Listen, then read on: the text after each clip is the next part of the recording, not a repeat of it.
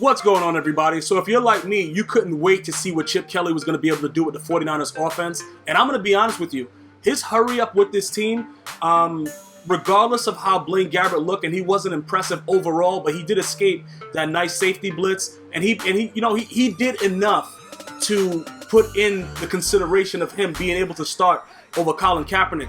Well, the Colin Kaepernick that we know of old. If it's the vintage Colin Kaepernick that we had, when they went to the Super Bowl, maybe he doesn't stand a chance. But just looking at the way the offense was running, I really, really liked it. I do expect now, even though the 49ers are in a very, very tough division, I do expect them to compete.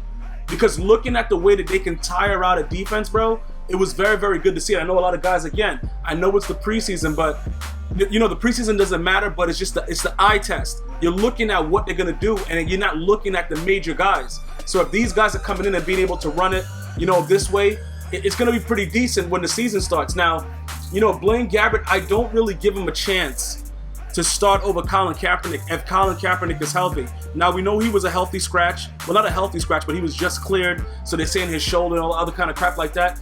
But I don't, in the NFL, in Chip Kelly's defense, he hasn't really had a quarterback like Colin Kaepernick to run his offense. You know what I'm saying? In college he had Mariota.